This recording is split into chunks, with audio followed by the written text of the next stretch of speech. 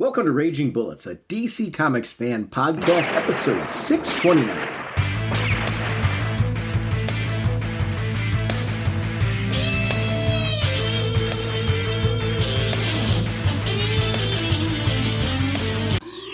Welcome to Raging Bullets. I'm Sean Whalen, drnorge. I'm joined as always by my co-host Jim, the sensei of the whatnot, the Duke of the Sultan of Strategery, the indestructible bridge-defying, will soon be making his debut in Catwoman as Valmont's mentor and trainer, whatnot, and the elder statesman of the podcast, Segulin. How's it going, eh? Jim, on this episode, we're going to be talking about Catwoman 39 and Batgirls in issue number 2. We're sponsored, as always, by DCBService.com and InStockTrades.com. Jim, what is going on over at DCBService.com? We have Naomi, Season 2, Issue 1, written by Brian Michael Bendis. Nice. 50% off, $199. Plus, we also have Rogues, Issue 1, 50% off, written by Joshua Williamson. Thank you, DCBS. That's a cool lineup. Yeah, man.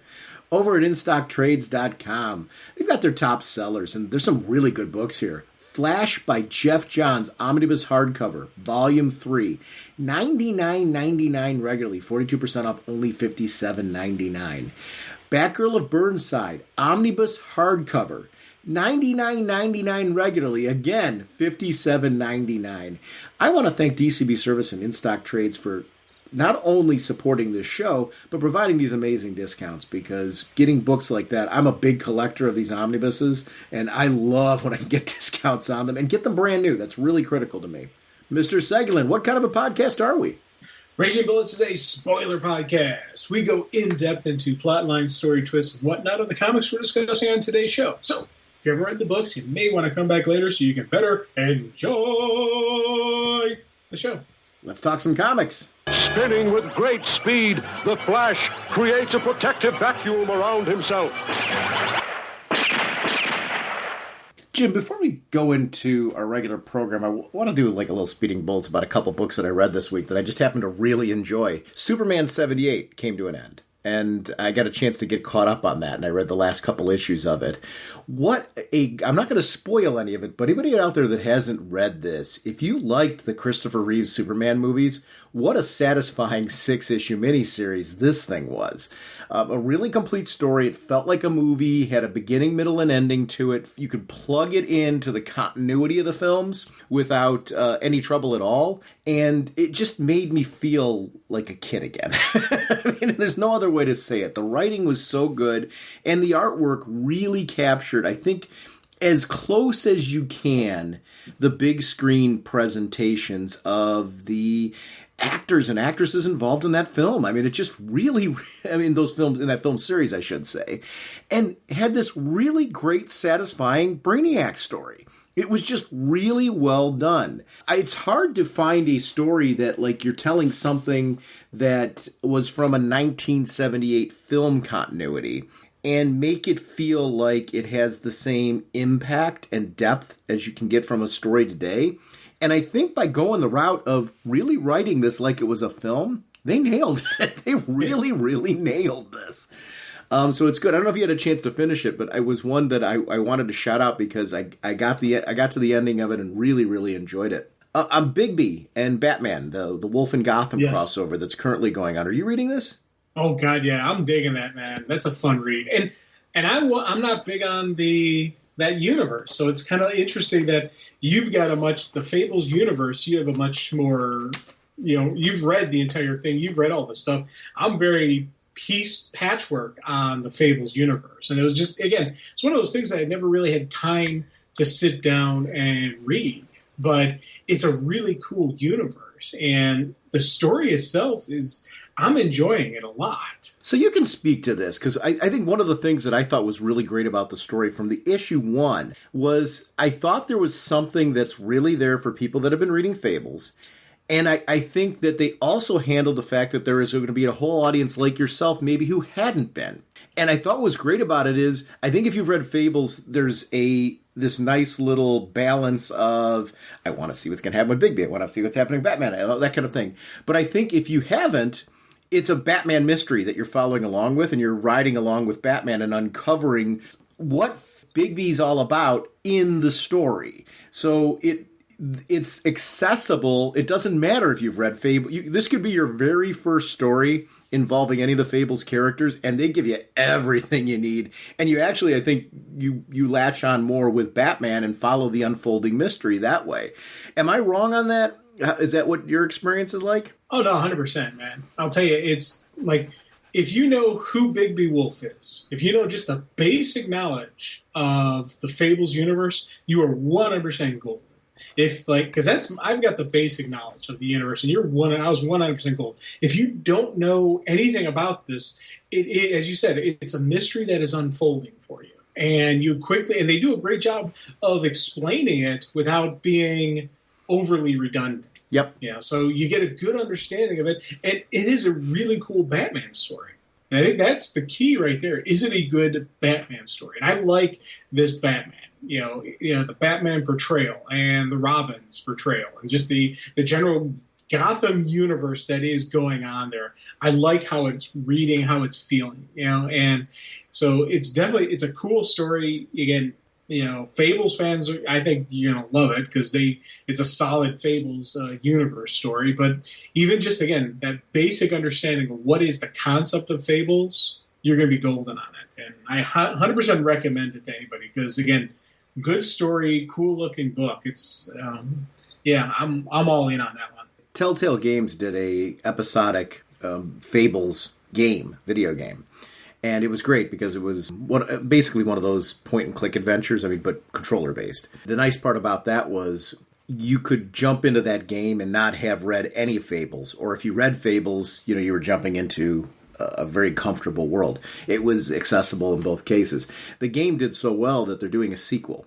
And it's funny, Telltale Games, as it was, is no more. It's since been reopened in new circumstances, which is great because you don't want the development of these great properties to go somewhere. And Fables is something like, to be able to have that go into other media, I think is really important for comics. Because I think it's a type of story that naturally belongs in other media.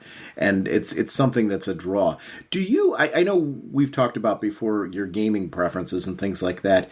Do you like adventures like that? Did you grow up liking stuff like that where it's point and click a lot more, where you're not dealing with needing these strong controller mechanics? And I'm trying to learn, I'm actually intrigued because I think just like reading anything or watching movies, you are a gamer. You sometimes pretend that you're not. You really are. You've been a gamer for as long as I've known you. It's just that we have different tastes. That's really all it is.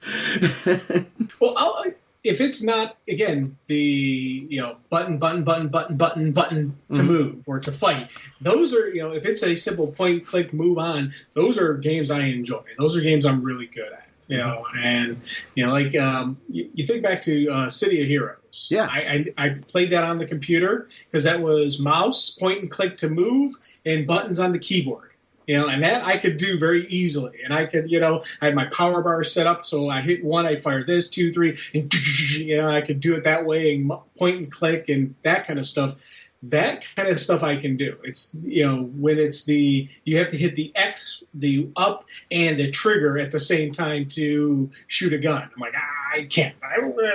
My hands don't work like that, and those are the kind of stuff like that throw me off. But a simple control I can do well. The reason why I referenced the Telltale Games is there was a two series Batman game that Telltale did as well. It was 2 different games, and I hope they revisit that Batman universe because it was like an Elseworlds continuity, if I'm making any sense. Mm-hmm. So the story they embraced making their own world. So it was fun for anybody out there that didn't get a chance to pick them up. Grab those games, you can get them still, because they were 2 different back-to-back game series that were 5 episodes each. What was cool about it is if you played the first game, the first 5 episodes, you make choices in the game that impact the game progress and have real impact. Or if you choose choice A, this can happen. Choose choice B, this can happen. And the choices affect relationships. The choices could affect whether or not characters, live and die. It can affect the perception of Batman, the perception of Bruce Wayne, and have real unfolding impact on the game. The cool part was, if you played the first game, your choices, if you so choose, your choices from the first game will impact the second game because it takes place afterwards. So it was cool to play it because you're talking about like developing your own comic continuity. Well, there's 10 episodes where you do that. So every choice means something. Talk about going back and playing through and going, well, what if I did this instead? The game offers that.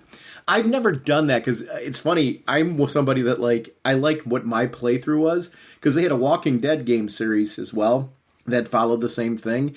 And that story became my story. So I didn't want to go back and change it. I didn't want to know what happened. I just wanted to go through and enjoy what was my continuity of that Walking Dead series. So I did the same thing with those games. But I love that kind of progression. And all the Telltale games offered that. So if you miss those and, the point-and-click adventure type of genre isn't previously been your thing, check out the Telltale games, especially the Fables one and the Batman one for DC fans out there. They're really, really good games. I'm hoping that we do get the Fables sequel because it's still, I know it's in development. I'm hoping that ends up paying off now that the company's been reformed and that we get to see that play out. The last book I'd like to shout out is Robins. Have you been following this book? This is the one that, and while it's 4 issues, I think it's 4 issues in now. I've read up to issue 4 of it, of a 6-issue series. I think it's 6 issues. But it's 4 issues in, and it focuses completely on the Robins. And the idea of this concept of a first Robin, or a Robin who didn't make it. Batman has these tasks, like these points where he's like, if you've done this, if you've gotten to this point, I know you can handle this. And it shows like Bruce looks at them as his soldiers, kind of, it's always been alluded to. I get the responsibility. Like, there's times where you look at Bruce and you're like, Bruce, you are just a bad dad. But other times you're like, it's not because he doesn't care. He looks at that as his responsibility. He needs to know they're going to be okay to be out there doing what he does because he respects how dangerous it is. And I like the honest exploration of the fact that Bruce, because of the nature of who he is and his own issues and his own pain, he just sometimes gets it wrong. And they had some great moments in this where you see these Robins who've grown up together, some of them, wanting to live up to Dick Grayson and what he's come before, some of them failing in their mind and in what they feel is others' view of them to live up to Dick Grayson. And the idea of these brothers, and really they are brothers in this scenario, and Stephanie. Yeah. And Stephanie adds it's funny, I mentioned the brothers, but then what happens when you have a sister? Yeah. And this story embraces all of that. It's Tim Seeley who wrote it, and it's just so well done. And it was one of those that was done through that round robin tournament. We were, as fans, deciding the books that we wanted to see. And this was the winner. And it's really, really good. I hope they do that concept again. Because if we're going to get stuff like this out of it, if it's under your radar and you're missing it, it's on DC Infinite. It is available on Comixology if you don't have DC Infinite. But to me, the price of admission, DC Infinite gives you so much other stuff too. They did that, and that Peacemaker that we're going to be talking about, that one shot, that's day and date on DC Infinite, DC Universe Infinite. So there's a brand new Peacemaker story, that one shot that's out there by Garth Ennis. That's actually on DC Universe Infinite. We're going to talk about it in an upcoming episode. So, it's neat. The value of that DC Universe Infinite, it shouldn't be missed. I really think the amount of content available there, both original content, day and date content, and my gosh, the classic library. I'm just tapping into it. I feel like every time I go into it, I'm doing a little bit more. I don't feel like because of the fact that I still buy so much, read those things first.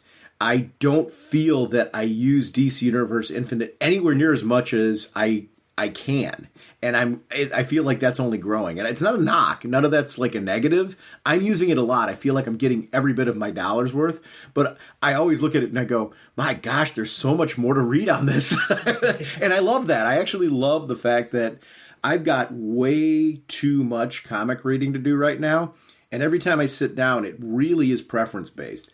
I used to get bothered by my stockpiles and the amount of books that I've got to read, and I've completely let that go, and I embrace it and love it. I think it's just, what's my mood? I'm going to sit down and read something that, matches my mood.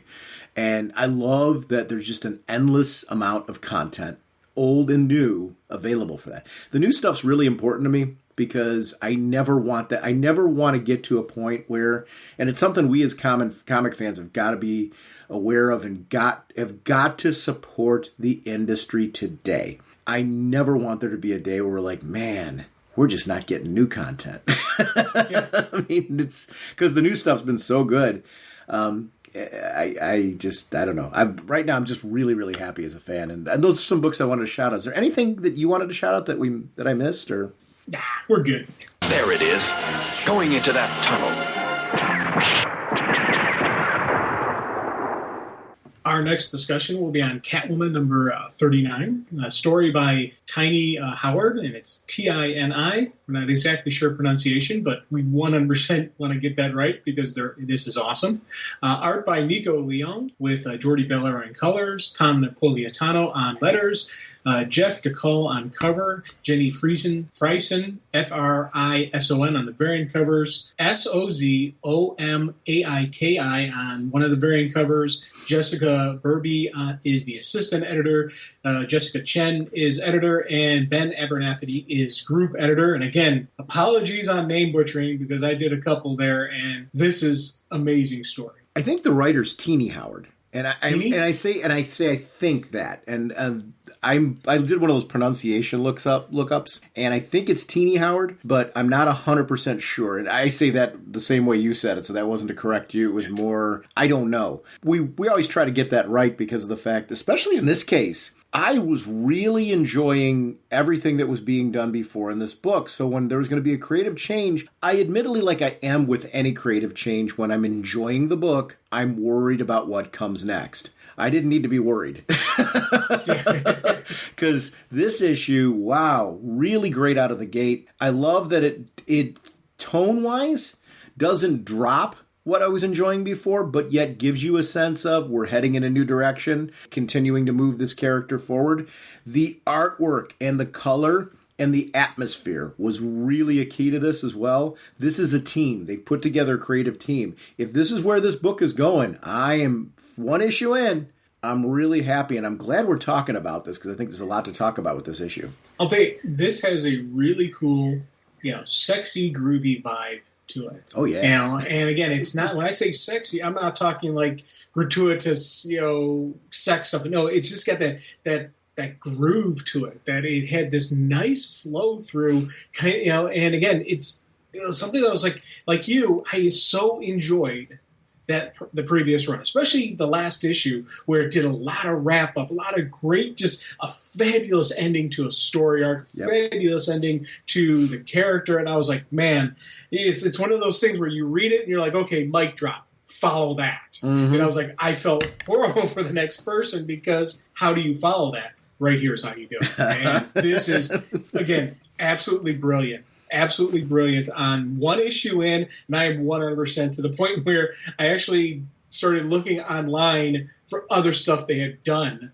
because I'm like, I want this storytelling style. I want to see that, and other stuff. And so I started looking up other titles that maybe they worked on and see if there's anything of interest. And I may be doing some other shopping and whatnot. But there was like kind of a cool groove to this, and I keep groove, vibe, but just that energy, that atmosphere, and it's a combination of the story being told, but everything you said about how an art team, this is an art team and a story team that are working together.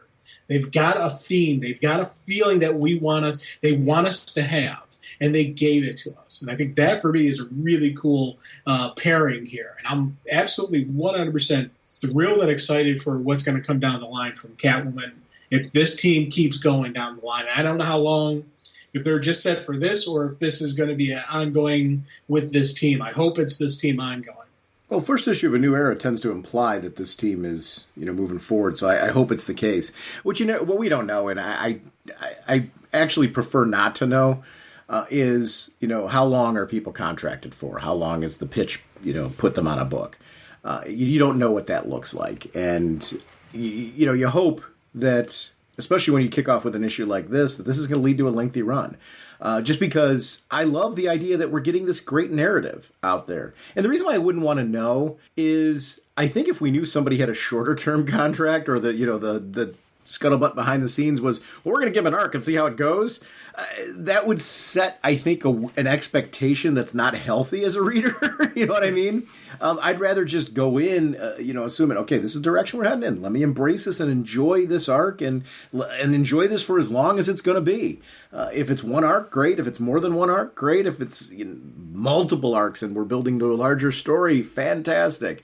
I think sometimes we're in an era where we know too much, if that makes any sense. Mm-hmm. And I try to avoid things that are going to impact my enjoyment of I want to get into the story. What is this team trying to tell me? What do they want me to know? I loved that the narrator was Selena. I thought that was a really great choice. I loved the use of color, using like her kind of costume tones and stuff like that. Purple palette kind of thing. Yeah. I really thought that was clever. And, the diamond logo and all that kind of thing. But also her analysis of the crime families. I've always loved the mythos of Gotham. What she's doing here is kind of laying out, this is what things are like today. There have been some changes in Gotham. Gotham's moved forward. There's been progression. Let me tell you who the players are, and let me let you get to know a little bit about my relationship with them. That was a really good choice, and that they had me like a fish on a hook. I'm like, this is, yes, all right. We're going here, huh? All right. That's a great way to kick off an arc, because I've always loved the crime family concept in Gotham. Is it something that you can move forward and make very contemporary today? Clearly, because it's happened in this issue. Yep. And I loved the character designs. I loved that they have the right feel of Batman universe, where they've got their own little like quirky things about them, but yet they feel very today and menacing at the same time. Like, nobody's a joke in this. But yet they feel like you can plug them in with the Penguin and the Joker and the world that we're used to in Batman. That's an interesting balance when you're trying to increase the threats and make things feel very contemporary while not losing what makes Gotham Gotham. They did a really good job of that with these characters. I love the characterizations in this. Oh, big time. And I'll tell you, it's everything you said. I loved how I got to completely agree on how the breakdown of who these people are. And again, they spent one page to let us know who any of these people were. I had no idea who they were going into this, but by then I've got a good groove on what I'm looking at. And the thing about, we joke about Gotham, how massive it is, how different sections seem like their own individual city. And once again, we're still seeing how none of these are the Penguin, none of these are Joker, Riddler, any of those guys. But these are still significant powerhouses in the game. Very significant bad guys that she's going to be dealing with. And I love just, again, this compartmentalizing of what Gotham is. She's got Alleytown that we have pretty good understanding of, that she's walking away from, because it's in a good place. It's in good shape. So now she's branching her out, outside of Alleytown, going uptown even. And I'd like just that notion and that concept of how she's still in Gotham, but it's like it's a completely different city because it's a different section of the city. And that's a neat thing. Again, Gotham has to be a character. And Gotham is a character in this story. One of my favorite bits, because Selena does this infiltration, and I love that, wait a minute, she's there, which was cool. I love that the infiltration's going on, and there's this moment where there's a dialogue going on where, there's a now gentleman line, and she's like, I know Iko is there. And I hope it's Iko. You know Iko's there. But if I had $1 for every time I'd been addressed in a room as gentlemen or guys, as though no women were present, and the thing I was laughing about with that, I am so guilty of overusing you guys. Yep. and I never do it with the intention of excluding women or anything like that. It's never with that intention, but I do it. It's habit. I catch myself now when I'm doing it. I'm cognizant of the fact that, I just did that. It's one of those things. But I was laughing about that because Again, talk about being contemporary. And I was like just laughing, like this throwaway thing. I'm like, that's me. I could easily be at that table throwing that out there, and I do that, and I'm not cognizant of the fact that I do that. I love that Selena, like, I felt like I was being scolded by Catwoman, and I so loved that. It's funny how I didn't, it's one of those things where I'm like, I am so pulled into this story right now that I feel like, apologize, Catwoman. I didn't do that too. And I enjoyed that. When you mentioned the sexy part of the art, I totally agree with you on that. There's a style to this book right now that I think is important in Catwoman, because Catwoman's always been a stylized book with its best writers and artists together. And I think when you mention the sex appeal of a book, or that it's sexy or that type of thing, you have to put the marriage of dialogue and art together there. And you are, I know that. I think it's the whole creative team really thematically put this book together in a way that doesn't feel completely foreign from what was before, like last issue. I still feel like I'm reading the same series, but yet there's a change. There is a obvious change. The last arc ended very satisfying, as you mentioned. This one's kicking off with the rules are changing now. Let's go forward. I love that her level of... There's actually a scene where it looks like it's heading a bit cheesecakey. And it's not. It's her getting into her costume so that way she can, make a move. And I loved that. I love that it looks like it's leading somewhere, but it's not. It's really her like, okay, there's no reason for me to hold on to this anymore. Let me get going and get out of here. And Time to go to work. Yep. I loved how that played out. They do this really cool light sourcing thing with her costume. And that page where it says Catwoman Dangerous Liaisons. You see her costume when she's sitting there, and you actually see, because of the material, light source reflection off of it, which you would expect with the kind of material she wears in that. I really appreciated the color work on that, because to be able to capture that and make it feel like that's really material, there's a physicality to the material there that I just was like, wow, that is awesome that they captured that. I just think I'm amazed by that talent. The fact that it felt more three-dimensional. It felt like something I could touch, and that there was a texture to it. And I've seen that before in comics, where there's been other artists that have done that kind of thing with characters before. But I always marvel at it, where it doesn't look like the suit is painted on them. There is some form of three-dimensional nature to it, and it's really cool. That page you're talking about, I'll tell you, I love that page. That for me is just a beautiful, just looking of the look of her sitting there, because you always joke about how Batman scowls on the city from the rooftops as a gargoyle kind of appearance, dun dun dun, and she's just calmly sitting there, and she's getting her $7 latte, and it's this great looking scene. I love just again the accents on her face, and then you're talking about the costume, the creases, the gives, the takes, it made it look real. And then even as you're talking about light sourcing and reflections off of that, I 100% was nodding my head along with you on that. That page right there is one of those really cool looking moments of the story that's being told, in the word balloons, and then just the physical artwork. I can see the look on her face thinking all of that stuff. And I think that for me is one of those really cool meshings. Especially, I love the line, I don't have guilty pleasures, just pleasures. I thought that for me was a really cool, just again, a moment in who Selena is. This is who she is. And I love the fact that, we're not going away from, who Catwoman is, who Selena is. This is her character. This is who she is. This is what she's about. She does have a line. She is, a good guy, kind of. But she's not the Boy Scout, dun-da-da kind of thing. Or she's not Wonder Woman. She's Catwoman. She is her own entity. And I love the fact that we're seeing, again, we're still continuing seeing that individuality that she has.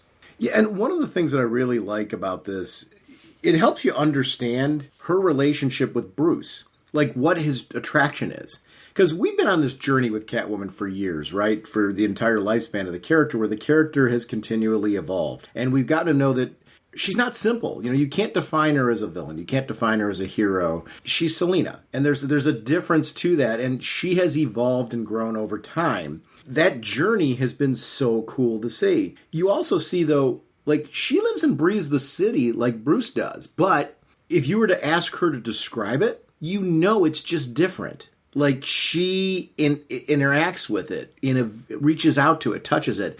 You and I both grew up in Euclid, right? We had the same experience where when we grew up, the neighborhoods were very safe. You were able to walk at night, you know, that type of thing. And I'm sure you've done the same thing because you and I there's areas where we have very strong similarities.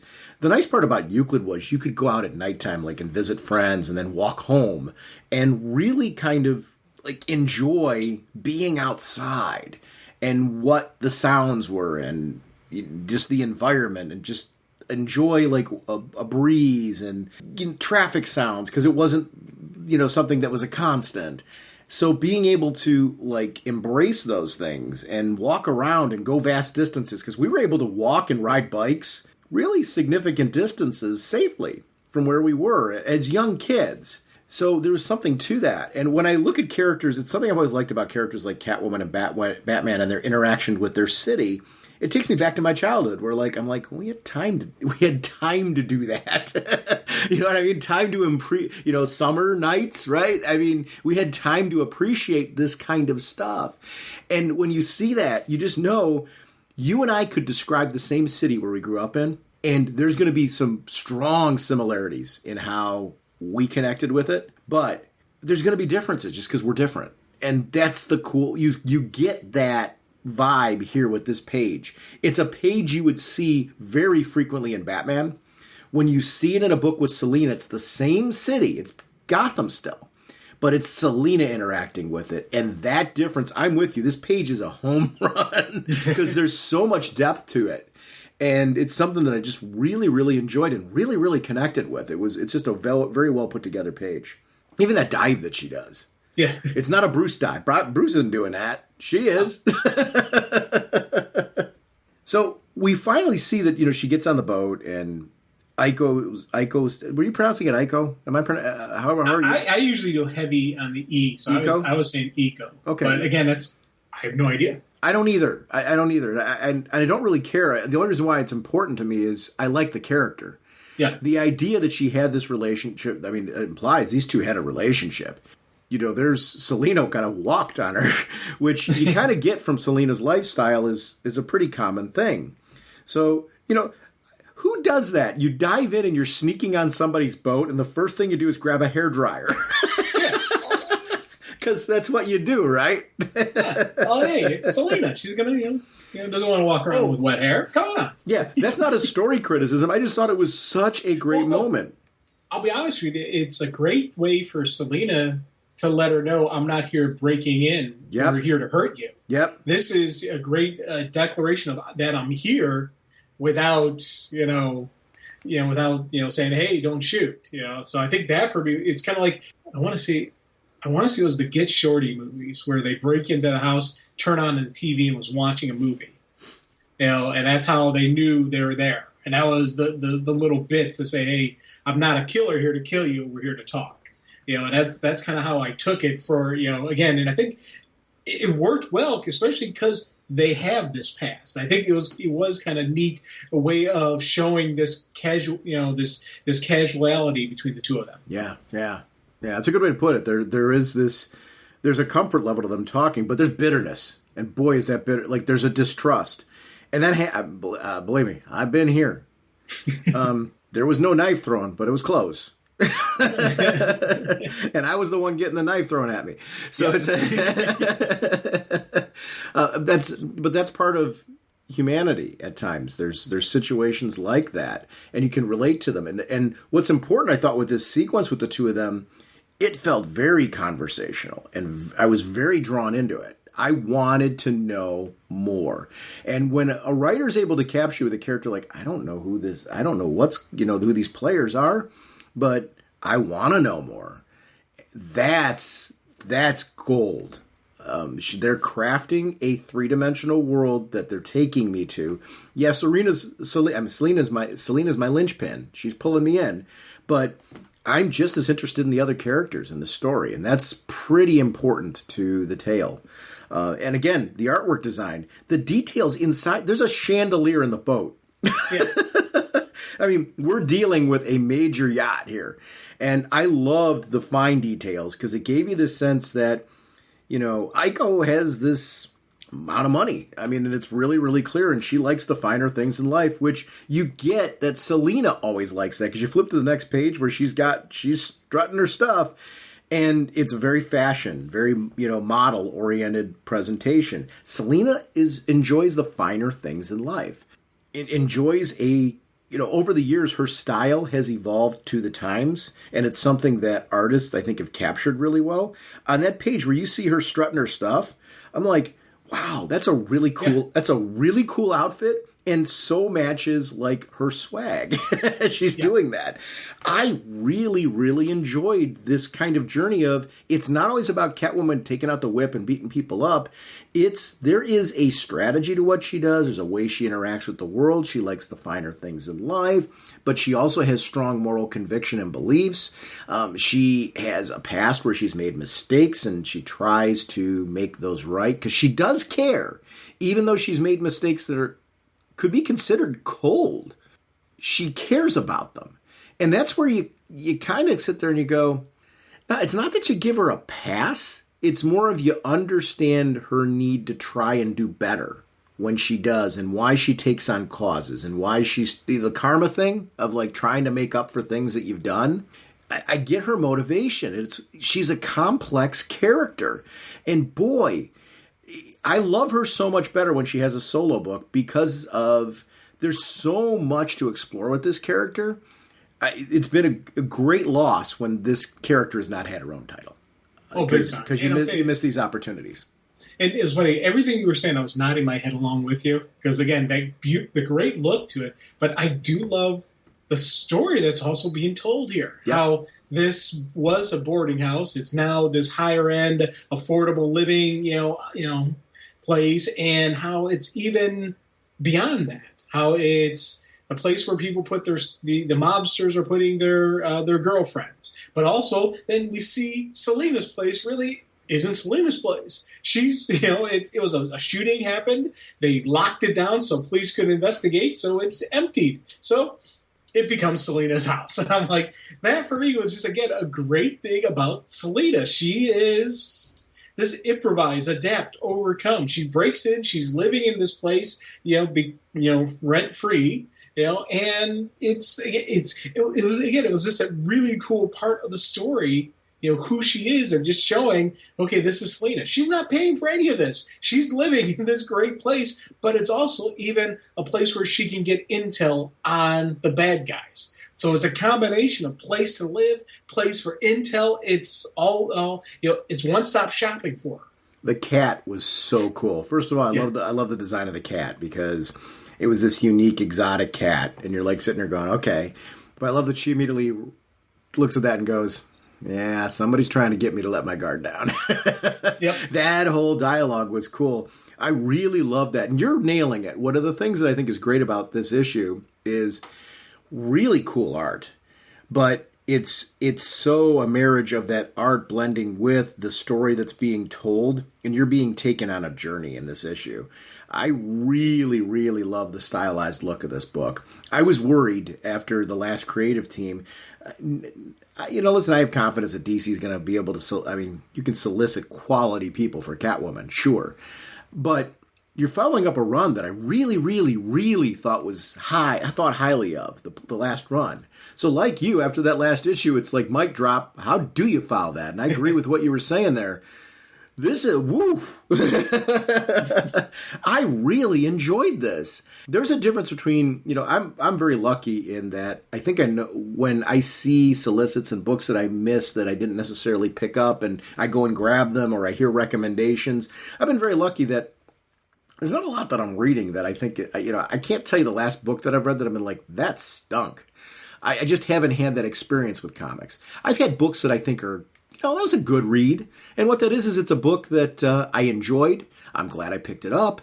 I don't need to read it like 3 or 4 times. I enjoyed the experience. Congrats to the team. Thank you for entertaining me for that time that I read it.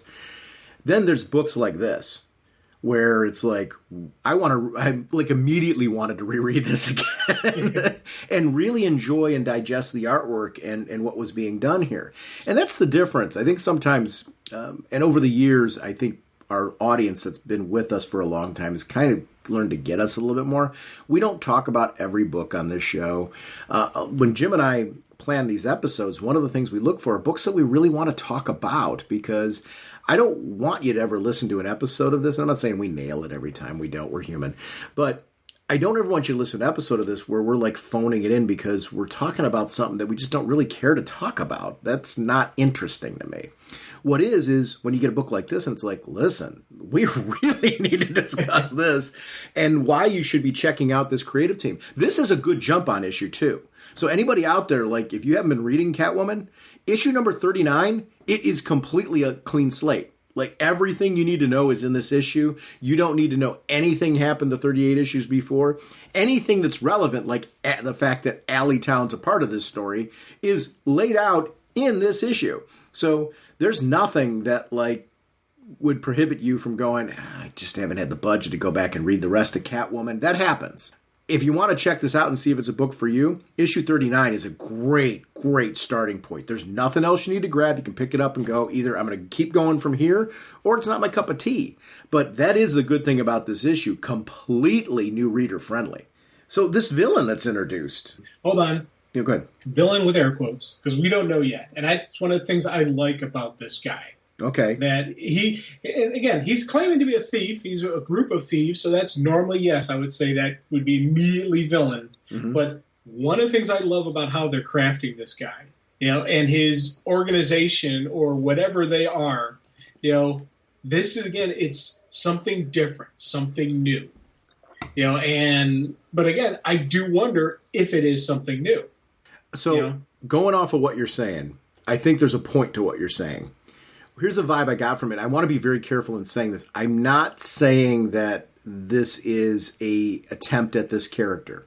But I remember when Gambit was introduced in the X-Men, like the first issue that Gambit was introduced. And I was intrigued by the character because he had this rogue-like charm. You were kind of like, what's his story? You kind of like want... And Gambit, for the longest time, had this unfolding mystery about him, and we learned a lot of things about the character along the way. I'm not going to go down that rabbit hole now because I could do a whole podcast or 2 on just Gambit. But one of the things I like when that character was introduced was what I got from this. And I'll admit, I'm jumping to the idea that like they're trying to introduce villains. I think you're right. This one could be a gray area, an interesting gray area. And I admit that wasn't my initial impression, but I see how you're getting there. And one of the things I liked about what you just said is I had no argument with what you just said, because I'm like, oh no, this character's intriguing. I can see exactly where Jim's at.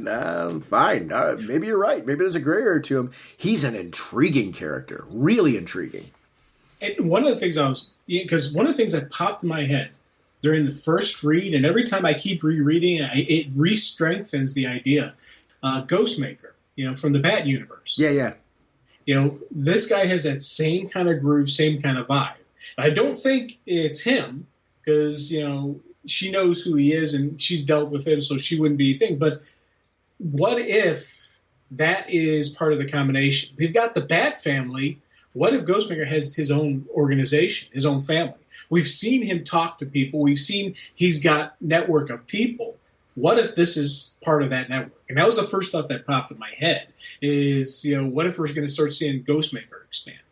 So you think this is linked to Ghostmaker somehow? I don't know. It's a thought that kept, as soon as I saw him, I started thinking it. Then every time I keep reading through it just like kind of re-strengthens it.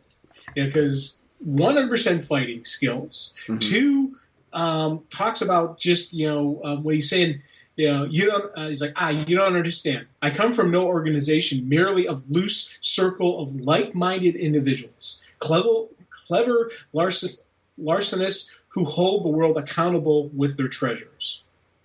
And it's something about just Ghostmaker's path. It sounds like he would fit into that mold. See, I'm not against. I'm going to say this. One of the things we're both doing right now is speculation. Yes, speculation. So I'm going to say something different, but it's not to conflict with you because I realize I'm speculating too. I'm coming from the standpoint of that I think this is a new thing, completely new thing. I think that one area where we're probably on the same page is this guy's not going to be the only one. Yeah. I think we're going to, obviously he's leading this idea of a thieves guild. I think what's going to be interesting is, to your point about him potentially being a gray area, is everybody a gray area, or are there going to be different people with different vibes? Are some going to be villains, some going to be somewhere in between, more like-minded with Selina? I think all bets are off. If you're right, and there's a Ghostmaker link to it, I can see how you're like making those connections. I'm not getting that vibe, but I can certainly validate the fact that, okay, I get where you're going with this, and I see it. I really felt like this is something new that's being introduced to the mythos. Myself, this is a personal opinion versus anything else. And I actually, no matter what happens, it is something new being added. So even in the case of the Ghostmaker component that you're talking about, if this is adding to that, it's still adding somebody new to the mix. This guy is intriguing. Whether he's a villain, whether he's gray area, whatever we're going to find out about him, I was not expecting that when it came in, and it showed up in this book at the right time where, give me something else, and boy, the writing on this, it's like every page, it's like right when I needed like something more, here it is. I was kind of like turning the pages now, and I'm just kind of like, okay, the writer's got me. I mean, wherever you tell me what I should be thinking about right now, and I will just do it. You have got the driver's seat. That happened very early on in this book, and it just kept delivering. The romanticism of the way that he fell. I love the Assassin's Creed games where they do this like leap of faith type of thing. The romanticism of this villain just kind of like leaping off and knowing that he has the skill set to leap off that way. And the way he's talking to her as he's going down, I'm like sitting here like, that is so cool. I just loved the confidence vibe of it. This is a character that's going to be one to watch. The costume design of him is great. If this character is contained to only a single arc, it is a huge mistake because this character is intriguing. Yeah, and I'll tell you, I could be 100% wrong, and this is a whole new organization. I'm all in on it. Because, again, these couple pages got me thinking off page. And when you have a character that within a couple pages can get you thinking off page, that means you got something there. And I like the fact that this, again, very expensive clone. She knows that it's expensive clone. She can see just by the way his uniform, his outfit. This is high-end, high money. This is not just some, gutter hood rat. No, this guy knows what he's doing. Plus, I love the fact that he has skills. This is, that when they're fighting, he's just sitting there blocking everything defensive, not actually fighting with her, because that wasn't the intention here. The intention of this is an introduction. The intention of this is to, introduce her as a possible ally here. She could maybe be part of this thieves guild that they've got. And I think that would be a very interesting fact. We bring in this kind of thieves guild because she's always operated alone. Well, maybe she doesn't have to now. And there's a lot of stuff that you can go with Catwoman on this. I don't know. I'm, again, really looking forward to seeing more of that guy, more of his crew, more of his team, because this isn't a one and done with this guy. I 100% think he's going to be a regular player, or his organization are going to be regular players in this story going forward. And I think that she's going to oppose the organization because they're encroaching on her territory. I think she's very territorial, and this doesn't fit. Now, I do think there's a possibility these two could become friends and allies. I see that. But I don't think it's going to be an easy path. And I think that, well, again, speculation off of that. I love that, like, in this very short encounter, it's leading to far more questions than answers. And I don't care which way it goes. I like the story. So, like, if it goes completely the way that you're saying, if it goes some way that I said, if it goes some direction that neither of us are thinking, cool. I did wonder at one point, I'm like, is there possibly a connection with Ico? I don't know. There was all kinds of things I was leaping towards, and we're both doing this, where we're trying to figure it out before we're being told, which is what you're doing. And that's a sign that the writer has you hooked. Everything we're doing is the sign you got it hooked. And I was just wondering, like, what kind of pieces. But man, the costume design, I'm a big fan of the Final Fantasy games and things like that. I'm like, there's elements of what I like about costume designing and that's put in this. I would go back to Gambit again. There's something that I liked about if you were doing Gambit today, I think there's elements of these design choices that they probably would have put into Gambit. Just because this feels kind of a mixture of today's pop culture that fit into this. While putting in the right mix of classic Thief, if that makes sense. There's an element of the, I think, gaming culture that's a part of this as well. I think it's got like everything like wrapped in. It feels like a very contemporary character. It was an excellent design choice. I would love to see the character design sketches to see like what did they pass on. Because I'm sure this was a process to get to the final design for this character. Unless... kudos if you got this in one. That's cool too, because this character's great. But I can imagine this was a process to get the final design choice off of that, and I would love to see what that went through, because I'm always intrigued. That kind of behind the scenes stuff after the fact I really like to know, because I know the creative teams put a lot of thought into these characters, and sometimes you strike gold right away. Other times there's a process. I just want to see what it is.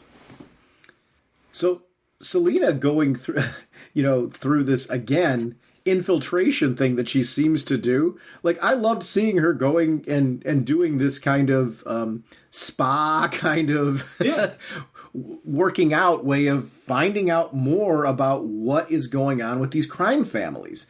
That knowing politics aren't the right thing. Knowing the score, knowing the scene, knowing the players, knowing what to look out for, knowing the politics to a certain extent of each family is an important element for her, and it shows how much, as a thief, a master thief, and a survivor, information is power, and wow, did she do a great job of gathering that in this. And I loved going on that journey with her. That was really critical. I felt like at the end of this issue, I knew Selena in a way that was, I don't want to say new, I've known her for years, but wow, this shows just where she's at now and how she operates now and how far she's come, which was a really cool thing. Well, again, it's neat, just the notion of you got to hit them at their weak spots. They watch their accounts, their weapons, their men. They watch them like hawks. They're constantly on them, but they don't think twice about their women. And I thought that for me was a really neat statement because, again, Selena understands this. Selena knows it goes back to that line of the gentleman line at the beginning. They don't think twice about, females. They don't look at them twice. They don't look at them as a threat. And that's something that she's gotten away with a lot because people underestimate her because she is a female. A lot of times that happens. And she's 100% taking advantage of this, 100% getting the intel she needs on them through the source they wouldn't expect. And I thought that for me was a really cool notion and a really cool just idea on how she's gathering her intel and how she's taking it apart. Again, it does show Catwoman's strategy. It does show what, the intelligence behind her. You have to be really smart. You have to be, planning and 2 steps ahead of the bad guy. To get up on these villains, to be as successful as she has been as a thief in Gotham. You've got to have this level of intelligence, and I love seeing it. Yeah, it's gorgeous. Talk about light sourcing. The next page where we get back to now, and you see, again, that like pinkish purplish light sourcing based on the location and how it affects like the whole page. I thought it was really well done. Like those color choices when they're light sourcing based like they are, you forget that like we just did a flashback, for the longest, bringing us back up to today. And I actually love when a writer finds the right balance of doing that. And I was like, when it flashback to now, I'm like, oh yeah, we did that, didn't we? and brought us back in. But this was a great page because I think the dynamic light sourcing used in this brought us back into now. Like there was a shift, a visual shift, as well as a dialogue shift back to what was going on. And I really appreciated that, not expecting that we were going to get a Black Mask appearance. I'm like, what more do you need to give us at this point? And Black Mask? Like, all right. Well, again, adding to another villain who should be on the list. That's awesome. Yes. And again, I love the fact that this was a great swerve. Selena didn't see this coming. And then again, we talked just like 10 seconds ago about how she's planning, how she thinks things through. But you gotta love when a villain can get one over on her. Yep. And you gotta love when you've got a villain who actually does, who also is intelligent. Black Mask is a little bit on the crazy side, but there is an intelligence to him. And I do like seeing that. And again, it was a really cool moments of just, Selena is scrambling here to survive and barely making it out alive. It's a neat thing when you see your heroes not just, making things easy. No problem. No, this is a problem. She's about to die here. Yeah. It's something that really, really stood out for me in this. And I think Black Mask was a character right now that when you're going to bring him back in, you've got to bring him back in as dangerous because, he was taken down a peg in some story arcs before. And not in a bad, that happens, right? But what you do is you do what you've done with this. We put him on the shelf for a little bit and you bring him back and you make a statement with him. And that's what happened with this issue. And she did a great job in kicking off this story arc with making a statement with Black Mask. I love the character of Black Mask, and I thought this was a great way to bring the character back, remind you who he is, remind you what he brings to the table, and instead of like having a bunch of other, masked characters come in with him, like his henchmen and things like that, start by focusing on him first. Now if you bring in henchmen, great, that's fine. Go ahead and do whatever you're going to do.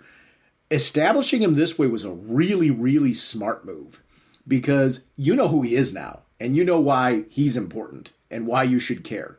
The whole escape with the two girls I thought was really great. There was something really cool about the way that all played out and her need to protect them. And then it led to that cool page with the rain, where you got to see the end of it. And I love weather effects. I was mentioning earlier how great the art team did with light sourcing on her costume and all that. We get to see weather effects. Yeah. I thought that was really terrific. What a beautiful book. I'm in awe of it. I'm really in awe of this issue. It really struck me. And I think just because it had such a different feel from the previous issue, I think it was critical they did this. It didn't feel like, here's what you could do. You could give us an issue 39 coming off of that last run that looked identical to the book that came before. And I loved the book that came before. I want to be really, really clear on that. But then what ends up happening is you've got a creative team that then's trying to mimic what came before them. That's always dangerous because you could potentially come off as the light version or a fill-in issue for that creative team. They didn't do that. They're like, no, we're telling our story. Exactly. We're telling it our way. And it's the same thing the creative team beforehand did. And that's why we cared so much about that run. This team's doing it too. And I think it's really, really important to this story arc to do that because it's been there, done that with everything that came before this. Now we've got to go in a different direction. Good looking book. Mm-hmm. Anything else that we're missing out of this that you want to talk about? I feel like we've really done a good job with this. I love the discovery of the the briefcase and things like that with Valmont. And the guy's name is Valmont. Yeah. Valmont. Yeah. So yeah. Oh yeah, dude. I'll tell you. As you were going, I was just nodding my head, and again looking at this artwork, and I love that running across the rooftop scene that they did with her. Because again, everything you said about how the rain, how she puts the dancers who helped her in the cab to get them out of town, and then they just show her just doing her Catwoman thing, and just great word balloons about what she's doing, where she's thinking, what her plans are, but just that beautiful artwork that goes through into right up until the end there. Again, this is a really cool marriage of story and artwork that is telling something wonderful. I'm so loving this story right now. I'm locked all in on Catwoman still. I am too. It's I honestly, in a strange way, I feel like, you know, as you talk about issue numbers escalating and things like that, I feel like after the last run, I'm like, wow, they've wowed me. Which is hard to do because the last run I really, really enjoyed. And I'll tell you something, issue 40 is going to be a top of the stack read for me. I can't wait for that book. I honestly, I will say one thing that's going to seem very strange. I almost wish I'd stockpiled this so I can read a couple issues together, just because I would love that. I'm going to do it when I get the next issue, but the wait is going to feel like a long time, just because I already want to read more of this, which is great. Do you see this ad for Suicide Squad Blaze? Yeah. DC Black Label, Suicide Squad. I'm in. A 3-issue plus prestige series by the creative team of John Constantine Hellblazer. Yeah. And it looks really good. I'm glad to see more of this. It's my biggest, I've said it before, my biggest worry when there was that reorganizing and restructuring was content and creative ideas and giving creative teams shots to do stuff like this. Boy, it seems like now in 2022, we're getting more of this. Like, it's every time I turn a page, there's an announcement of something new that they're doing. It's super, super cool. Did you read Batman the Night yet? Not yet. I haven't either. That's actually one of the things, after we're done with this podcast, I'm actually going to jump to it because it's a series I've been greatly looking forward to. I've been doing a lot of reading this week. It's one of those I have not gotten to yet, but I really want to read it because that's going to be I believe it's a 12-issue series. 10 issue. Is it 10? Yeah. Well, the advertisement right here says does it? in the new 10-issue series. Yeah, that's sweet. The only reason why I know. No, it's good though. I'm excited because it goes back to the very early days of Batman, and this is going to be a very, very, Batman Begins. It actually has a tagline on the cover of the issue, about the beginning of Batman, the very early years. I love when they do stories like this, and the timing's good too with the new film coming out, right? Yeah. To have this kind of tale going. I'm really, really excited for this. It's a good time to be a DC fan. Like a human helicopter, the Flash rotates his body, rising faster, faster! Our next discussion goes beyond Batgirls issue number 2. Becky Cloonan and Michael W. Conrad on the story. Jorge Corona on art. Sarah Stern on colors. Becca Carey on letters. Corona was Stern on the cover. Chaim Habichi on the variant cover. Rian Gonzalez on the 125 variant cover. Jessica Burby on the assistant editor. Ben Abernathy is the group editor. Jessica Chen, editor. Batman created by Bob Kane with Bill Finger. And apologies if I got any names wrong there.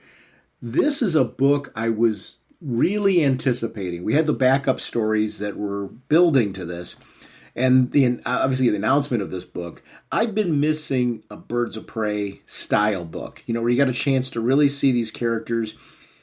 There's an adventure story aspect to this. When you do that, and Barbara Gordon leading a team of characters, having these kind of interpersonal relationships, and that's really important. It's the relationship dynamic between these characters is pretty critical.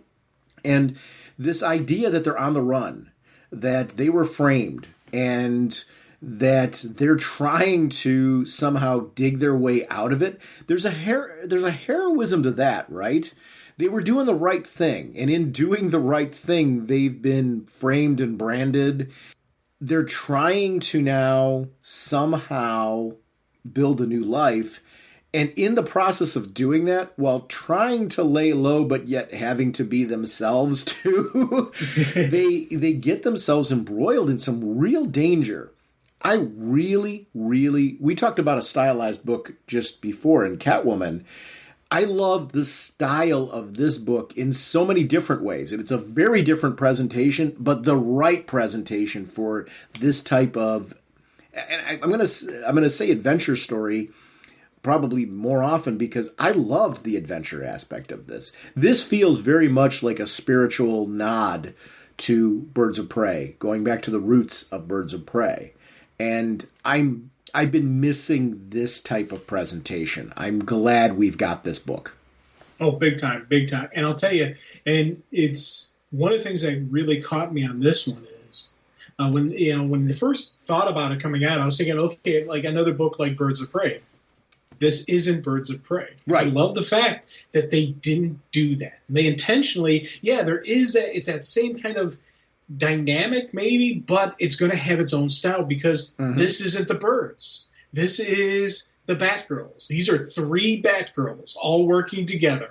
And I love the fact that that's the kind of notion behind this. But also just the, Cassandra and, just the spoiler and Batgirl, their groove, their dynamic, their individual, how they work together, how they work with Oracle, how, I really love the fact that they didn't throw that out. They made sure that this isn't just Birds of Prey 2.0.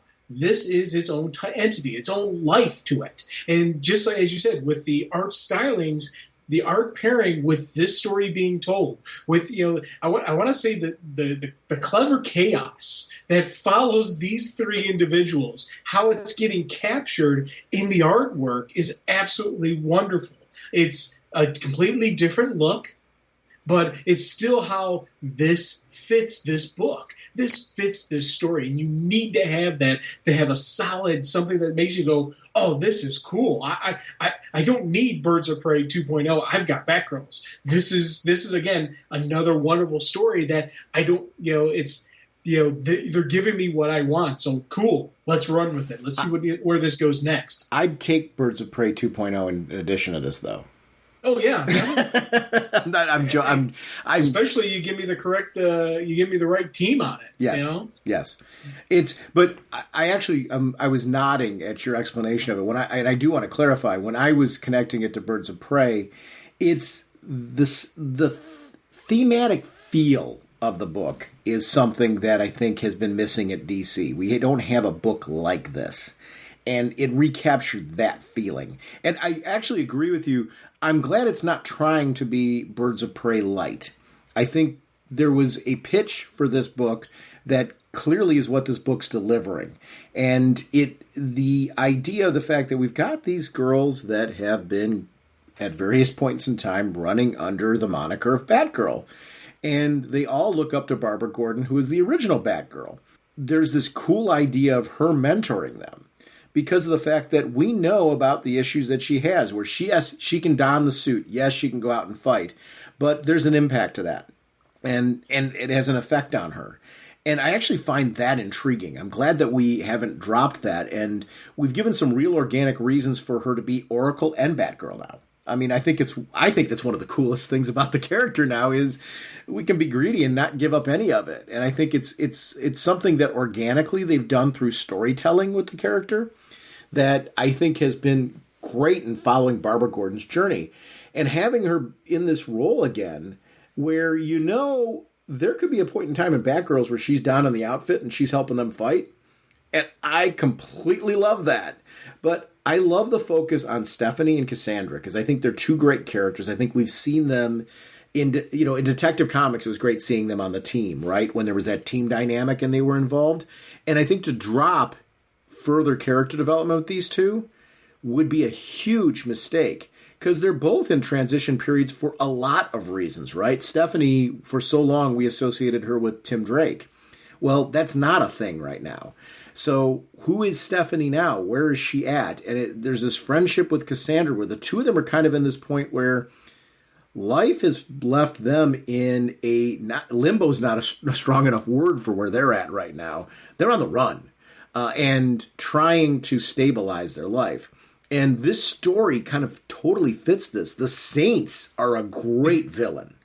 The Saints coming out of a fear state is something really awesome. And I love that each one of the characters is so well defined in these 2 issues. And they're dangerous, like really, really dangerous. These 2 are holding their own against them to survive. And that's Cassandra, who we know is one of the top fighters in the DC universe, right? And we can't ever forget that. She is one of the top fighters. Barbara defines them as who they are. Stephanie brings a survival instinct, a brains to the table. As spoiler, she's got a unique skill set. She's not the combatant that Cassandra is, nor does she need to be. That's not what she's there for. She delivers skills that Cassandra doesn't have. But Cassandra as a fighter, oh my gosh. So to see these two dealing with this threat really gave a sense of danger and was beautiful. Like the page where they're like, these are the saints, and you see the combat, the 5 characters on screen in the middle of combat. Was really a beautiful, beautiful page. I loved the poetry of the combat visuals in it, where you see like Stephanie doing a flip, you see Cassandra doing her kicks, you see the villains fighting them. Valentine's a cool looking villain. I really like Valentine, but I love that each of them are named after a saint, and it's a neat little concept. Well, I'll tell you, it's one of the things I loved about these pages is they gave us plenty of time to really go into these people, and you can see why they are going to be really dangerous to deal with. These aren't just, these aren't just nothings. These are going to be something that this is a Batman level villain they're dealing with. And as you said before, Cassandra, she's one of the best fighters in this universe. Even Bruce has said that about her. And she's struggling with this. And I love how each one of them has their own little kind of, each one of the saints has their own little shtick to them.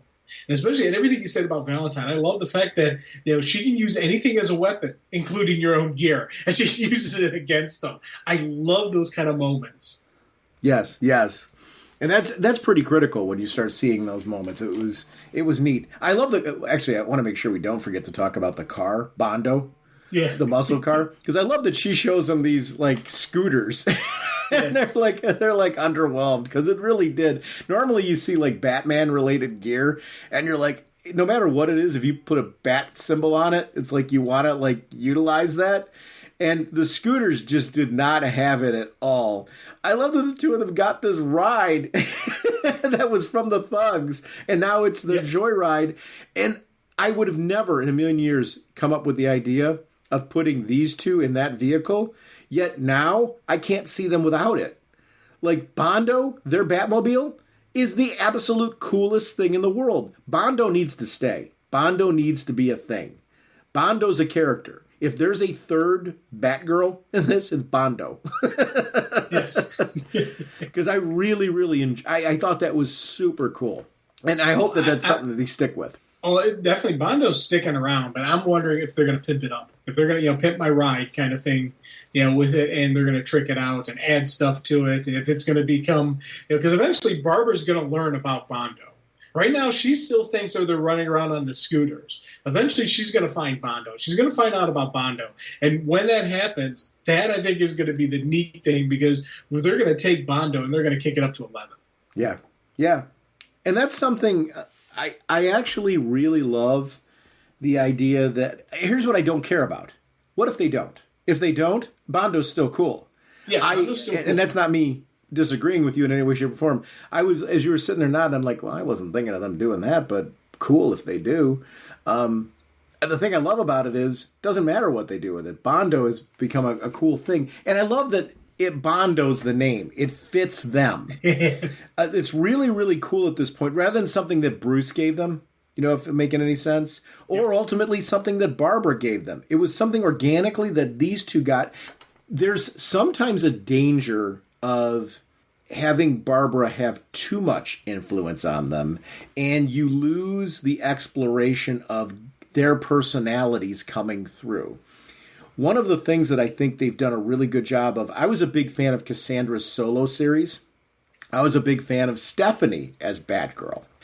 Having read both of those characters in the lead role of Batgirl, this feels like an evolution of these two. Cassandra is showing a lot more personality because of her interactions with Stephanie and the fact that we're seeing the two of them develop as a friendship, develop as a team, and there's a danger of using Barbara as her being Oracle in this and her interaction with them and being like the mother figure, being the parent for the two of them, is such a good way to learn more about Barbara and seeing how she would be in the Bruce role than having her overtake them and overshadow them unnecessarily. That's a balance that I think this book, 2 issues in, is doing a really good job. And if they keep that balance going, there's something really special going on here. That's going to be a key, is keeping the balance of the relationships going in this piece. Because I love Barbara's interaction with the two of them. I think it's really, really important. And I think we're going to see a team dynamic developing. My link to Birds of Prey, did you read a lot of the original Birds of Prey? Like before Gail Simone? The Chuck Dixon stuff? I've started going back and picking it up and reading that kind of stuff. Yeah, so not a lot. I've picked up some. The Gail Simone run is basically really my main reference of Birds of Prey, but I have read some of the other stuff. So the original kickoff of Birds of Prey was a series of miniseries that were like doing kind of a proof of concept, right? Kind of seeing like people are going to be interested in this, and obviously they were, because it led for it being an ongoing series, and I was really, really glad when it did. One of the cool things about that development was the development of a group dynamic. It originally was Barbara and Black Canary were the original Birds of Prey, and other people were like guests, where they, gradually started working with other people along the way who became guest stars. Catwoman was even one of them, that was a guest star. Not a member of the team, though, if I'm making any sense. She was in the story. She was part of the adventure, but it was still Barbara being the eyes and ears, being Oracle, and the actual person on the mission was Black Canary, where she was providing the intel to Black Canary, who was the field agent, if that makes sense. Yeah. So that growing dynamic and working relationship between Barbara and Black Canary rolling out was really the key focus. And when another character eventually did become part of the team, they were then entering into that relationship that was already established and adding another layer and dynamic to it. Relationships are really the key to Birds of Prey. Batgirls, that's where I'm making the connection. It's this growing development of a relationship that's here. And I like that this book is everything that you just said. It's not Birds of Prey, but it's filling that itch, that area. I'm like, I need this kind of book. I didn't realize how much I needed this until I was reading it. And I'm like, wow, this is really something that I'm not getting from any other title that I'm reading right now. It's pretty important, because there's room for this, and I'm hoping people are giving this a shot. I like that it's its own corner, and not unnecessarily tied. Like, it spun out of Fear State, sure, cool, and I'm glad it did, because it's a great way to launch people into the book, right? But I like that this is its own corner. Yes, she calls Nightwing, and they have their relationship because of the fact that she has the relationship. I love what's going on with Nightwing and Oracle. So I'm glad that we're not ignoring that from a larger continuity standpoint. That's a thing that's important here. But similar to Catwoman, this is okay to have it as its own corner. And I think that's really cool. Oh, big time. And, it's funny. I liked how, when you mentioned earlier, how we have this really neat motherly kind of patriarch, matriarch relationship between, Stephanie and Cassie and Barbara. It's how she would handle having the young wards underneath her. How would she handle the Bruce role? How she would look at it differently. Dick Grayson, he would do things differently than Bruce did. She 100% is doing things differently than what Bruce did.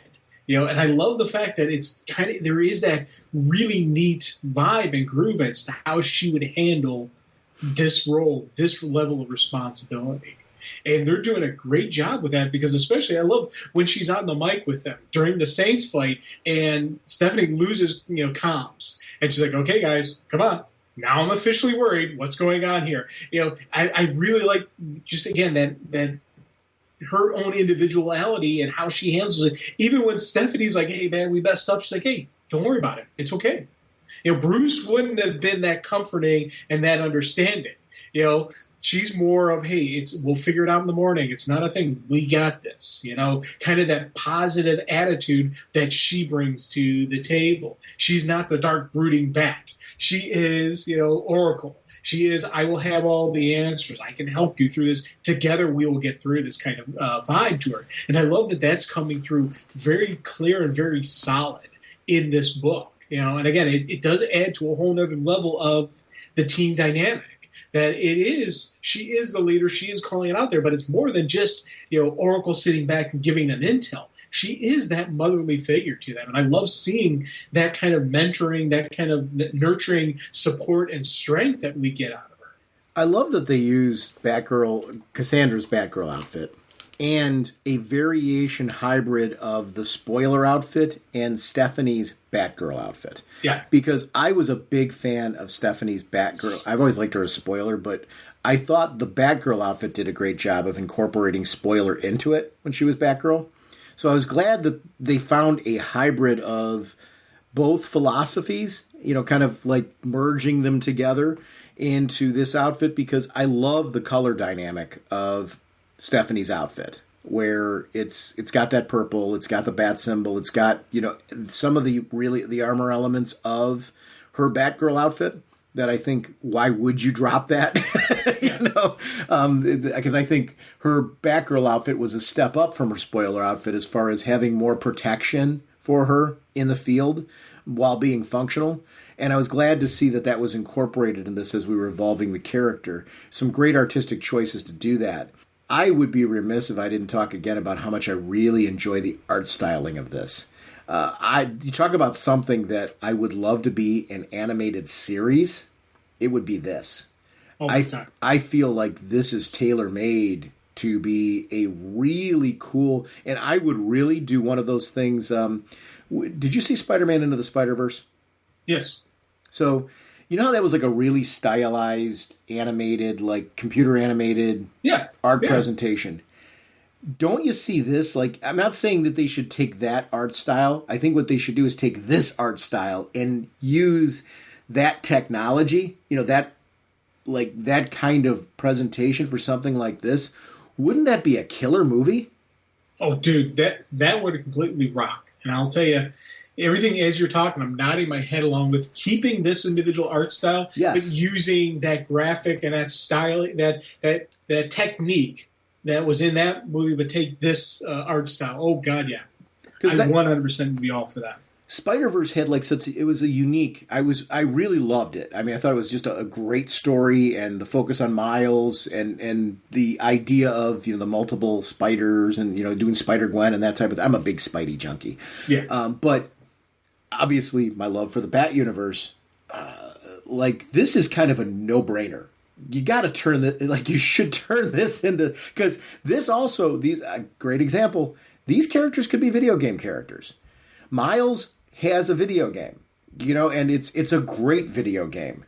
This is something that, tap into this. A great action game. Imagine you could choose between being Cassandra and being Stephanie Brown, and the differences between playing as the two characters, really embracing that. It could be really, really cool with Barbara being the mentor. Where you're interacting now, Barbara's in your ear as you're running missions in the city. I mean, this is a no-brainer to me. We're finally getting a Wonder Woman game, which I've been screaming for years. Why not a Wonder Woman game? God of War is through the roof, and it's like Wonder Woman, duh. Well, similar to what I've said with Blue Beetle. Blue Beetle's got a movie coming out that should become a game. This should be an animated movie and a game. I hope that this series has enough legs to it that, and when I say that, it's not an insult to the series. I'm hoping people are giving this a shot, and that this series goes somewhere enough that the powers that be kind of take a look at it and go, oh, they got something here. We could do something with this. This is the Spider-Verse fans, people who liked that. If you do the right stylized movie, they'll go for this. Animated movies are huge right now. I'd love to see this be it. The fight scene again, when there's that sequence with the net where they end up escaping. I love that they didn't win this fight. I think that's something that really stood out for me. And I like that Barbara afterwards, even though they kind of went against her, she wasn't scolding them as much as trying to mentor them. Like, the relationship was really good because she was also talking about how she needed to do better. And it was an interesting sort of growth where she's learning from them and they're learning from her. And I'm a big fan of that kind of mentoring. I'm lucky enough in my job that, I'm in a leadership role. I've got people that work for me. I had a period of time where I was doing business operations and I was in charge of that. My position's morphed this year and I'm still in charge of the tech department, but I'm doing more with STEM education right now. But where I'm leading to this is I have a team of tech guys that report to me who, I try to mentor and I try to do that collaboratively. And I was like watching the way that Barbara was interacting with them. And I'm sitting here, I'm like, I do that with my team. And I do acknowledge, like when there's something that I've done that like I could have made a different decision. And because I think it's important to own your decisions and talk through, okay, well, this is why I made that decision and why it really was a good decision, but what we learned from it. So in the future, we handle things a little differently. And I really loved seeing that. It's where I was like, wow, I'm really riding along with this in a really fun way. And that's where these characters, when they start to feel real, you start to connect your own life to them. And I thought it was cool. Oh, big time. And it's funny, again, we talk about just stylized art, just the chaos of battle is something I love when an art team catches it right. And you really see that fluidity and that motion. Yep. And just the beauty of it. This is another book where they really do show that chaos. They show the beauty behind it. It's in that different, more artsy styling to it. And that's something, again, I really just completely love how they portrayed that, how they portrayed the fight sequencing, how they portrayed just all of these little, just that motion on a still page. That's something that really captures my attention on my art read-throughs and even the regular read-throughs. And that's something that this book really did a great job with. Again, this is another book that the story being told and the art team working so well together that I'm like, this is what I want. And as you said, this is this visual appearance would make a beautiful video game, would make a beautiful movie. I would 100% watch that. But I do love just how they piece things together. And it's I don't know. There's just something about this. I don't want every book on my shelf to look like this, but when you get a story that connects as well, you're like, yes, more of this, please. Yeah, that's exactly right. And couldn't have been more different than the last book that we just read in all the right ways, because you never want these things to feel cookie cutter. I love the appearance of Sear in this, and I loved how Simon Sate was being used in this. Like, teased, because for a second there, I'm like, is he alive? And I didn't, even though the panel belowhand reveals the truth, for a second there I was taken aback. I'm like, wait, he's alive? And I loved that my head went there for a split second. So I'm like, oh no, it's Sear. Of course it's Sear. That was neat. I will admit in that moment, just for a second, it got me. And I totally loved the presentation of that. Even though it was right in front of my eyes, right there, for a second it caught me. I don't know if it did for you. It doesn't matter. It did. It certainly did for me. 100% caught me as well. That was something like, wait, what? And that was something again. Yeah, we know he's 100% dead, but it is comic book universe, so who knows? But yes, they clearly make sure. Yes, it's Sear. Like, oh, that's perfect. That, again, Sear is just a great villain because Sear is for a lack of. I don't want to simplify it, but she's the evil Oracle. And I love the fact that Oracle is going up against someone of equal skills.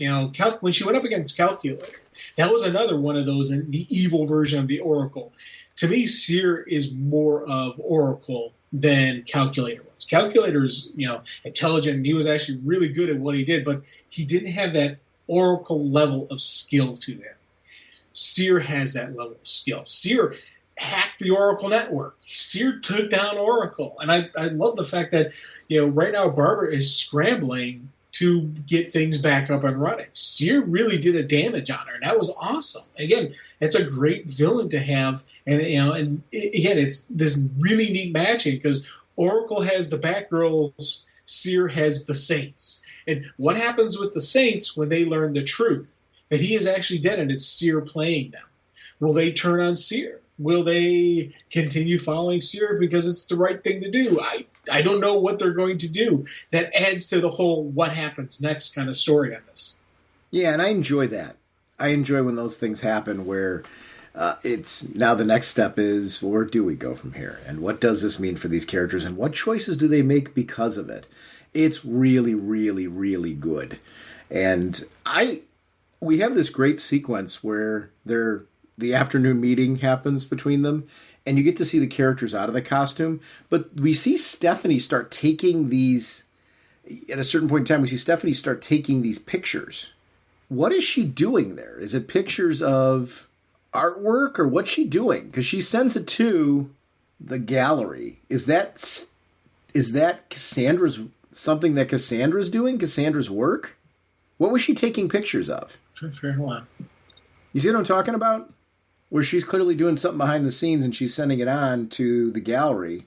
Is that, whose artwork is that? Because we see her later with posters. Because she talked about the art gallery that was there, right? Right, yeah. So what is she up to? Like, what is she taking pictures of and what is she sending? It was the one piece I was like looking at with this, I was trying to figure out. And there's something there because that's not going to go away. Yeah. But it was an interesting sort of thing she was doing behind the scenes. And me, at this point, I'm not saying I need to know everything that's going on with that. There's something there. Like, she's up to something, and I don't know what it is. It's an interesting sort of piece. I want to see where it goes. Well, and I think what it is going to end up being is the future down the line for Stephanie. Yeah. Yeah. Because you think about it, Cassandra has the bookstore and has how she's been reading more and doing all that kind of stuff. This is her kind of groove and where she wants to go. I think they're thinking life outside of the bat. So she's connecting with the gallery, trying to get more involved in it for herself, is how you're taking it. That's how I'm taking it. Cool. Is that so? There's later in the. I know I'm jumping to something right now, but we have these characters that are clearly mesmerized, right? Yeah. And we don't really know what was doing it. There's some kind of gas that's associated with. There's something else that's going on. Why is Stephanie pulled into it? I think because the art gallery was connected, and it's a hypnotic trance kind of thing. So she's got through the art gallery, the subliminal stuff was entered, looking at the different paintings and the pictures. The stuff we were seeing her take pictures of, the connections she was making there, exactly. She was putting them up. That's why I was pointing to those things. I'm like, there's something to this. There's some legs to this. How is that connected? So that's how that's connected. It's the fact that she's been so engrossed in it, whereas Cassandra has not, because to your point, she's got the bookstore. She's got the other things. This is a hobby of Stephanie's, and she was hiding it from the team that she was doing this, because she was hiding the camera behind her, and then the posters she was kind of doing on her own, right. Putting them up. All right, it makes a whole bunch of sense. That's and again, it all plays off of who this artist is, and this and that, and the liberate Gotham, a firestorm to purify, that kind of thing. She was looking at that arc going, oh, that's kind of neat. That's how I took it. But it's, again, that implants it. And that's why at the end there, she's all zombified. Is he called the Tutor? Is that his name? Or am I just... Well, he's saying your tutor. I don't know if that's actually going to be his name. That's why I was asking. Yeah. Yeah, that wasn't me saying that's definitely what it is. I was wondering how you were taking it. Your tutor is streaming live, so I don't know. I mean, it's I saw it in bold, so I was wondering, but then, there's other words that are in bold. So I'm actually anxious who the character is. But other than that little line that may or may not be an indicator of his name, we haven't gotten a name yet, right? Right, I haven't seen a name yet. Okay. So that part's cool. I like this. I mean, it's this idea of this leading to Batgirl versus Batgirl and her being mesmerized and what's gone into that. I really liked that idea. Oh, yeah. And how do they get her out of it? Again, it's, we still had this whole Ripper story who I'm kind of going along with that creepy old guy. For some reason, they're showing him too much. I'm wondering if he's actually is this Ripper or if it's going to lead him down the path. The one neighbor who seems nice, I think, is actually going to be nice. But then you got this guy, you got the Tutor, for lack of term, you've got the Saints, you've got Seer. They're really within 2 issues, they've given us a bunch of stuff. Now, so I'm hoping this continues on. I think, here's the thing. If you're right and that's the old guy, I'm 0 issue with it. Yeah. I think the old guy with the murder mystery is a separate thing. Yeah. I think they've got at least 3 things going on right now. But I might be wrong. And if this is linked in with the murders, I don't think this is linked in with the murders. You don't think at all? No, I think it's separate. I might be wrong. Wow. And I might be wrong. I'd be cool with that. That'd be awesome. Well, here's the thing. One of the things I love about this book is there's a mystery here. So yes. I, again, like my favorite titles, I'm crafting through some speculation. You are too. It doesn't matter who's right or wrong on this whole thing. I love that you and I care about these things that are going on to the point where we're sitting here like, I don't think they're, you're saying you think they're connected. I'm like, I don't think they are. That's because we care. This is great. I mean, I love this kind of stuff where you can, like, you're sitting there going, well, let's debate about this. I think that here's what the thing is. I think the old guy with the murder is going to be its own thread of a mystery that they're trying to uncover. And the only reason they haven't solved it yet is because of this other junk they got going on top of it. So that's where I'm thinking. I'm not saying I'm right. I'm saying that if you were asking me, what are you speculating right now with it? That's where I'm at. I think that's yet another mystery that they've got going on. This place where they've moved, there's a lot of stuff going on. Yeah. And I'll be honest with you, I think the guy's name is Tutor, by the way. Okay. And here's why. The last page is next. Tutor versus Batgirl versus Batgirl. Oh, duh. Yeah. So right there. So I think that's a declaration of who his name is now. Yeah. So, yeah. So he's the Tutor. You know what it was? It's funny part when I saw next, I saw Batgirl versus Batgirl. I completely skipped over the part that says Tutor. I think you're right. I just noticed it now. yeah. Good catch. I did the same thing you did. Batgirl versus Batgirl. Oh, cool. Yeah, I was like, I was all in on that. My mind was like, I want to see that. And it's funny how the same color and font of the rest of the next and verses and all that let Tutor kind of get lost in there, which is fine. Because the battle I want to see is Batgirl versus Batgirl. Yeah. Well, but Tutor being involved in that makes it going to make for a very interesting battle. I can't. This is another book that. Now this isn't ongoing, right? Because this says part 2 of 6, and I'm just thinking that might be part 2 of 6 of the opening arc. I hope one way or another. Yeah, I'm hoping that's the case. But I want this to be an ongoing. So I'm not seeing anything on the cover that's implying that it's a limited series. You know, whereas the other titles that are limited series, we're getting like 1 of 6, 2 of 6. Right. I'm hoping this is not a 6-issue series because I like this enough that I really, really want this to be an ongoing. Me too, big time. And if it doesn't end up being, if it is a temporary series, hopefully it does well enough that they say, hey, we need to continue this. I hope so too. Yeah, I mean, I'm still going to say I'm assuming ongoing, but I've been wrong on that before. That's what. Please pick this up if you haven't. Give it a shot. See if it's for you. If you have any interest in it, and if you like it, share it with people. Tell people that you liked it and why. That's really important in comics to do that now more than ever. And I'm a big fan of helping all of comics, whether it's an independent comic, one of the smaller companies or one of the big 2. Right now, comics need people shouting out things of quality that they're enjoying more than anything else, pointing people to those things and why. I've never mean for people to be shallow about the things, and kind of just shout out everything. That's not the point. It's spotlighting things that you think are quality that people are missing. We have Russell, who calls in all the time, and he will share out books from DC and from other companies that he's really enjoying. And I'm a big fan of that. I think it's really, really important that we do that as fans. And I really encourage anybody listening to this, email us, post in our Facebook group. Please feel free to attach to tweet it out and attach our name to it if you feel it'll get the word out to people. I'm a big believer in networking and getting that word out. We can help as fans promote the books that we love, and please do that so that way people are pointing to them. And these books have legs and they don't get canceled. I hate seeing things canceled that I like. So help these books out. You won't get away from me this time, Buster. I would like to remind everyone about our show voicemail line. It's 1-440-388-4434 or drnorge on Skype. RagingBullets@gmail.com is your email address. Feel free to contact us that way. RagingBullets.com is our show website, and it feeds Facebook, it feeds Twitter. We have a fan page for both. Always update you on what's going on with the show releases. We are proud to be a part of a great Facebook group community, and guys are posting articles there all the time. I really appreciate everyone who participates over there. That's where I find my news. Jeremy and all the people over there do a great job of keeping it a safe environment for communication. I love that when people respond, it's always positive, it's always welcoming, it's dialogue and open discussion. I can't remember a time where people, were like, mudslinging at each other, which is nice. It's nice to know there's a place where we can get into geeky topics and have open dialogue and discussion and disagreements, and people are able to talk through them.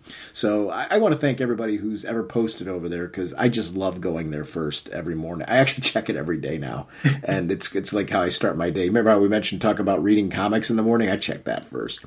So I want to thank everyone over there once again. And the About Us section of our show website is where you can find information on how to connect with Jim and myself on all the social media and gaming platforms. We love connecting with you.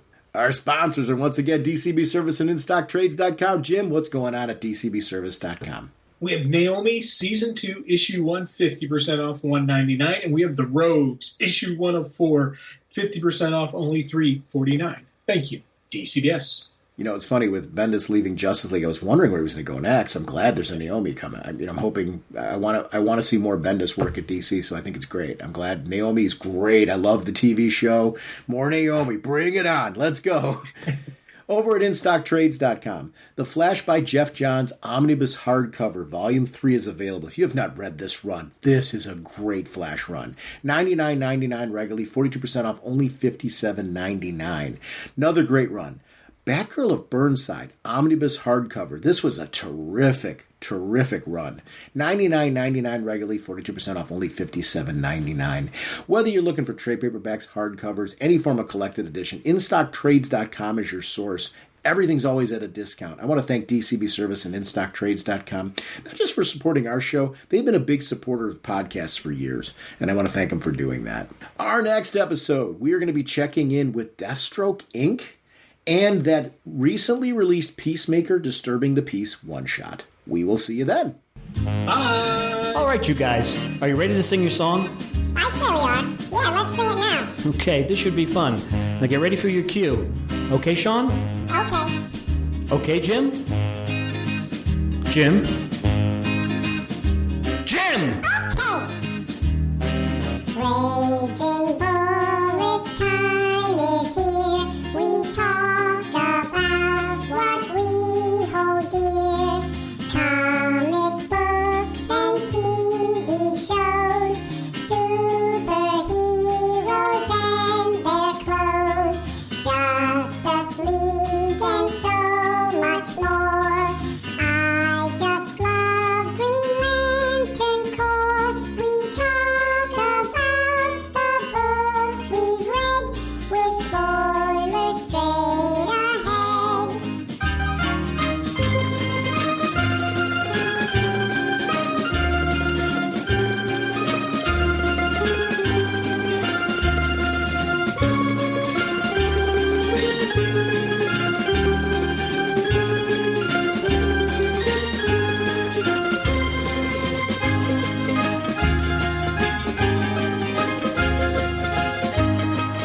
Okay, fellas, get ready.